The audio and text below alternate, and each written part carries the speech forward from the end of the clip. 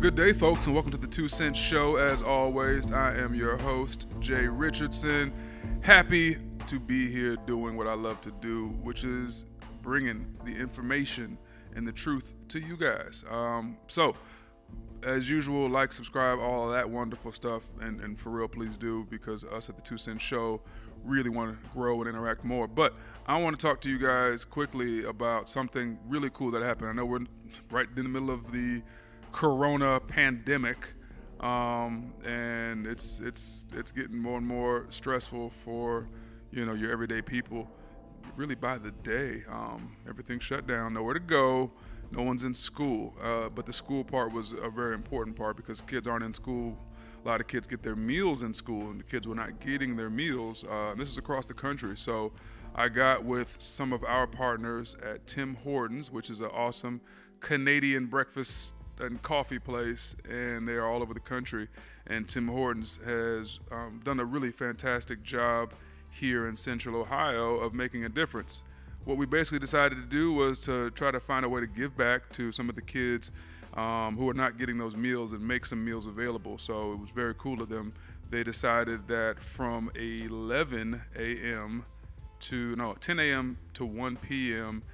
at almost every Tim Hortons location in Central Ohio, to be honest with you, they will be providing one meal to kids 12 and under. So the parents pull right through the drive-through, and they'll have a bag in there with a sandwich, some Timbits. Got to have some Timbits, little donuts is good for the sugar levels for the kids, and some milk, chips, and a couple other things. And that is for any parent of a kid 12 and under who's not in school. They get a meal. So shout out to Tim Hortons. That was huge. That was really, really helpful.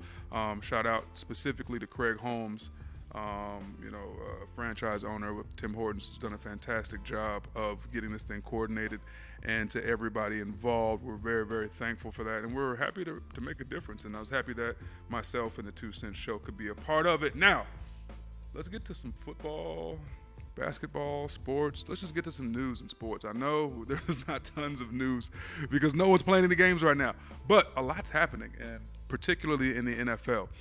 So much happening in the NFL right now with free agency. We saw the biggest domino fall last week, and that was Tom Brady going to the Tampa Bay Buccaneers, which will obviously cause a ripple effect now that Tom is out of New England for the first time in 2 decades. Not with Bill Belichick. So many questions. What will the Patriots be without Tom? Everyone keeps saying, can Tom win without Bill? What's Bill going to do without Tom? Who are they going to bring in? Who's going to be in that locker room? There's going to be a ripple effect there.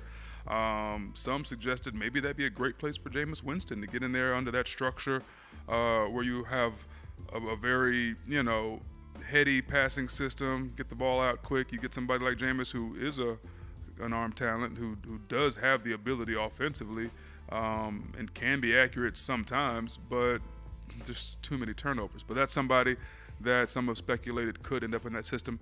I think, if Tom were still in New England, it'd be the perfect place for him to learn behind the greatest. With his talent, he could maybe grow in to something special and change how he looks at how he plays the game, because I think for him it's between the ears. He's a smart kid, great arm, good talent, but he thinks throws are there that are not there sometimes, and he makes too many mistakes with the football because he's careless. Who can help with that? Bill Belichick. Would it be great if Tom was there? So the fact that Tom is not there tells you the best place for Jameis, to me, to be honest with you, is right where he is, in Tampa Bay, behind Tom Brady. He's got to have maybe a year left, and I doubt Tom will be healthy this entire year. That's just my prediction. That'd be a great place for him to really learn the game, learn how to think the game, learn how to plan, learn how to study. And I'm not saying he doesn't or being disrespectful to his football acumen and skill set, but anyone could learn a lot from Tom Brady. So another thing that happened that kind of bothered me in the NFL, and it wasn't what happened because we all knew this was going to happen, but the way they did it. The Carolina Panthers released former Super Bowl quarterback, former NFC champion quarterback who led his team to a Super Bowl and won MVP, former MVP of the league, Cam Newton. He's done in Carolina. They released him. That was a move we all speculated might happen, but to see that thing finally happen is crazy. Cam is no longer going to be a Panther. He's been with the same team for 9 seasons, and then now that's it. He's out, and I get that he's out. Here's why I had a problem with how the Carolina Panthers did it. Carolina Panthers knew since about the middle of last season in 2019, since about October, that they were going to move on from Cam Newton. I think they fully understood with Cam having an injury, having the situation with his foot, shoulder. He just wasn't able to stay healthy or play his brand of football really the last 2 seasons, and I get that. But why wait until a week and a half into free agency? That's a move they could have made right after the season. They could have gave him time to figure out where he was going to go next, to figure out, what was good for his health, to see what some other teams are going to do. Him and his agent, you do that kind of thing out of respect for a guy, for the body of work he put together for your program. You don't wait till, the 12th hour and then release him after all these free agency dominoes have fallen, and now he kind of gets whatever's left over. Teams have spent up a lot of cap space now, and that's the problem. When you look at Phillip Rivers signing a 1-year, $25 million deal with the Indianapolis Colts, you think if the Colts knew they could have gotten a younger, healthy, he says he is now, Cam Newton instead of Phillip Rivers, to go with what they're trying to do in Indy, that might have been a nice move. You have to have mobility as a quarterback these days, and Cam can still bring you that. And when last seen fully healthy was the MVP of the league. So I feel like that was one of those moves that I thought was kind of shady more than anything. I just did not like how they executed that. A lot of money being passed around in Dallas and none of it going to Dak Prescott. I know we've gotten into that, but Stephen A. Smith brought up something on ESPN today. Said, man, don't forget how quickly the Cowboys were to pay Romo, even though he had never won a Super Bowl or even been to the second round of the playoffs, and that's so true. It's interesting how everything's different. Like the standard criteria now changes with Dak based on what it has been with other quarterbacks of his draft class or past Cowboys. That tells me a lot about what Jerry's really thinking about how he feels about Dak. But that's something that I think that's going to bug me until they finally get that deal done. There's a lot of other little things bouncing around. Nickelback Roby Coleman is with the Eagles. They reach a 1-year deal, so he'll be back. Ndamukong Suh, defensive tackle, is going to return to the Buccaneers. He signed a 1-year, $8 million deal. Let me tell you something about Suh. If nothing else, Suh always gets his money. I don't know who his agent is. I don't know how he gets this worked out, because when you look at the kid's numbers, his last 5 seasons, it's kind of like whatever, couple sacks here, couple sacks there. He comes in decent against the run, takes a lot of plays off. He's notorious for that. He's when he's peaking, he's one of the best defensive tackles in the league, when fully healthy, and was playing his best football. But I don't know that he's still that. But still, 1 for 8. Ooh wee. He just, what? You gotta hand it to him. I don't ever hate on nobody getting money. That's one thing y'all gotta know about me. If I don't care how you got it, if you getting them, if this is your agent or your talents or your abilities, or the team was just trying to make a splash in free agency, like they overpaid Austin Hooper, and I'm like, why on earth did they give Austin Hooper that contract? The Browns always screw it up, and that's what the Browns do. But I'm always happy to see players get money. I don't care. I'm happy. This is a great move for Tampa. Great move for the Browns, because I like to see the players get money. But, man, Suh always finds ways to get paid. Former Buckeyes safety Von Bell signing with the Bengals. So, a Buckeye gets to come back to the Buckeye State, do his thing. Very happy to see that. Very happy to see a lot of these moves that are happening right now. But, yeah, the biggest one to me is just Cam Newton will be somewhere different. I think we all saw that coming. Did not like how they did it. And then Marcus Mariota going to the Raiders. I know everyone's going to say, well, that's, Derek Carr should be threatened, and yada, yada, yada. Mariota says it's Derek's team, and I'm happy to be his backup. And he's a nice kid. He's going to say that. He's supposed to say that. I don't have a problem that he said that. But I think deep down inside, Mariota cannot wait to get into training camp, and every time he gets an opportunity to outshine Derek Carr, he's going to try to basically do what Ryan Tannehill did to him, right? He's going to try to Tannehill Derek Carr and go in there and get that spot. And, DC will eventually be expendable because his contract is so heavy that they'll, move on from him, and that'll clear some cap space. And Mariota's way cheaper and younger, and he's a guy that is very mobile. Derek Carr struggles with mobility and staying healthy, consequently because of that. But Mariota struggles with accuracy. So these are things that we're going to find out which one plays out and which guy ends up being the best for the team. Gruden is no dummy though. Gruden has not been in love with Derek Carr his entire time there. There's a reason that John Gruden made this move to bring Mariota in. If he wanted Derek Carr comfortable, he would have brought in one of those journeyman career backup guys, like Brian Hoyer, one of these guys that you always see on someone's third string quarterback depth chart in the NFL for like 30 years. He's just always going to be a backup. And, that'd be somebody that they could bring in, and Derek Carr will go, okay, my job's safe. You bring in Marcus Mariota now, your job ain't safe, bro. They're looking to replace you. They're hoping he balls in camp. They're really hoping he goes crazy in camp and they can start, getting the buzz. And they're kind of hoping you get banged up early on so they can put him out there. And that's not nice and that's not whatever, but everybody knows that's how the league is. So look for something to happen there in the Raiders quarterback room at some point this fall. But free agency has had other, impacts as well. Well, not free agency, really the coronavirus that has impacted free agency, because there will not be a traditional NFL draft. An NFL draft is a huge part of free agency, right? Teams are going to be acquiring assets and talent. They won't be able to do so like they've done in the past. There's not going to be the ceremony for the kids, and I really I feel bad for the youngsters who are coming out in this draft because there haven't been, the visits like there were. There wasn't the process has been drastically changed because of the shutdown across the country. So these guys haven't had a chance to really show what they can do. Pro days being canceled, all that stuff.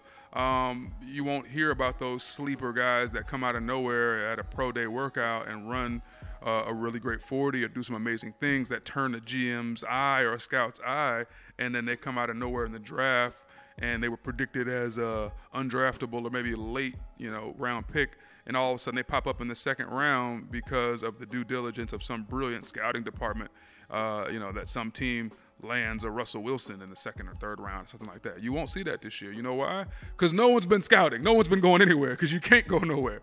And that alters the draft. And I think one of the ways it alters the draft that people aren't going to realize until afterwards is all the big name guys are going to go in their slots in the first round because no one has any information on anyone else.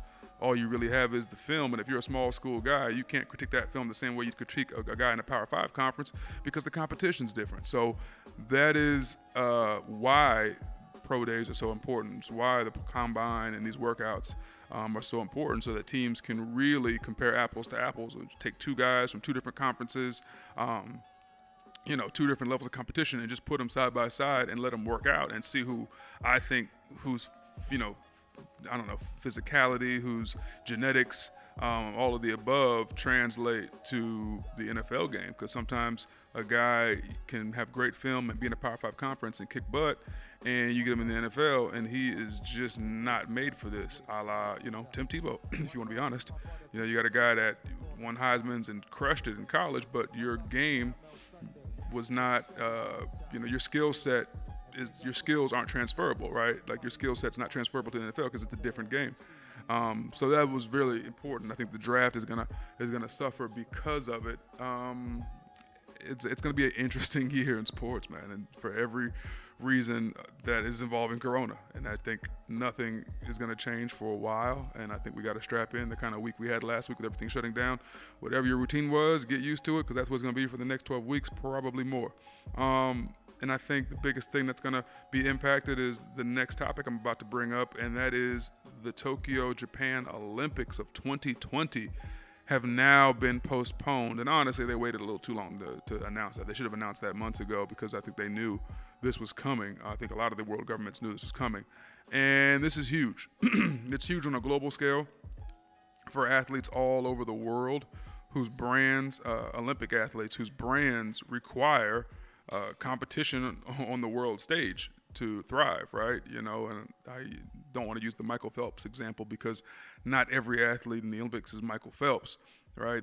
He's a once in a lifetime kind of athlete, but I just mean in general, I'm sure a tremendous amount of his income has come from swimming, and and from the endorsements that come from the wins he has in the pool, right? Like you got to go perform on a huge stage, and then all the money comes. So if you can't go perform on a huge stage, that's 1 year they got to wait to perform, where they don't get paid. Their endorsements suffer, their brand suffers because of a virus, through no fault of their own. That is really tough on these athletes. I know many of those athletes work regular jobs because that's, what are you going to do? You can only swim or do gymnastics or, powerlifting or fencing or whatever once every 4 years. So obviously you have to work. I think people understand that. But for the guys like a Michael Phelps, Simone Biles, these top tier gymnastic or swimmers or just basically Olympians who do so well that they get so many endorsements, I'm sure a lot of those endorsements are, they're kind of hinged upon their performance and also their relevancy. And if you have to wait another year to compete, it's another year of no relevancy, which can really hurt your brand, which hurts your dollars. So I feel bad for these athletes. I feel bad for the local economy of Japan.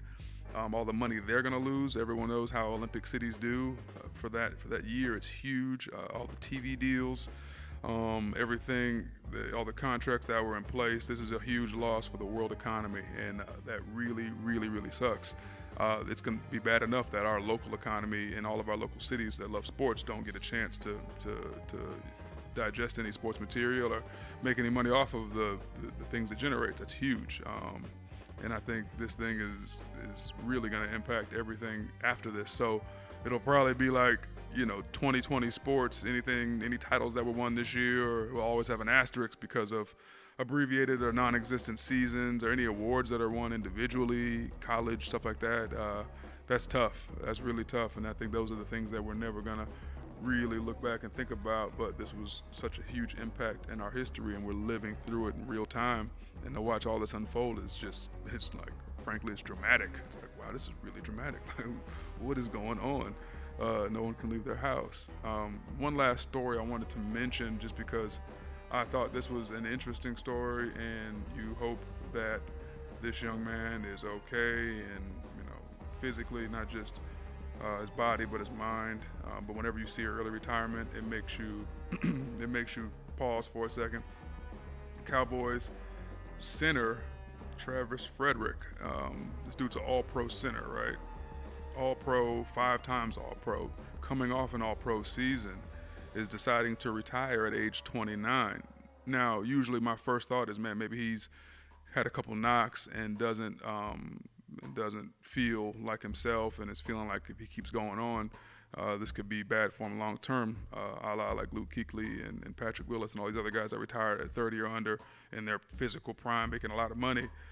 This one kind of struck me, and I knew there was something more. And when you dig into it, you realize he's retiring because 2018, he finds out he has a rare autoimmune disorder that attacks the body's muscles, and it was going to make everything harder. I assume it gets worse as time goes on. So he bounced back last season and played all 16 games, started, made the Pro Bowl. But he said he didn't feel like he was playing at the level he's used to playing at. Said he felt like he was a step behind and knows that his football years are over. And he retired at age 29 in the middle of a huge contract. He was scheduled to make another $11 million, I believe. So he left $11 million potentially on the table to walk away from the game. To me, that's always going to say more than anything else about what these guys are putting their bodies through, and why there should be more guarantees, and quite frankly, why everyone should really think twice before getting involved in something like this, because it is for real. And I think I think parents should still put their kids in football if the kids want to play, but just always take the precautions and understand the risks that come with it. Now, I'm pulling for this dude because he's just a hell of a player. And I hate stories like where guys get something or something goes wrong and they have to step away from something that they love to do. But you see that often now, and it's going to pick up, and you're going to see it more and more, especially if contracts are front-loaded like they should be. But at least it gives the guy a way out where he feels like, okay, I've made good enough money to take care of my family. Now is a good time to step away. So with that, I think you're going to see more of this, and this will be interesting to see how it plays out. As far as everything that's happening with the virus in every city across America and really across the country, Everybody stay safe, wash your hands. I know we keep saying that, but the social distancing thing hopefully will flatten the curve, and it should help. But in the meantime, take this time to embrace your families. Get out, take a walk. I actually went for a run. I don't even run like that. And I went out and ran. That's wild. I don't even know how I did that. My knees aren't even hurting like they should. I don't run. It's crazy. Make sure you guys just stay safe. And that is all for today. This has been the 2 Cents Show. Thank you guys for tuning in. Always like, subscribe at JRichardson99 on Twitter, at 2 Cents Show on Twitter and IG. Make sure you guys check us out. And, until next time.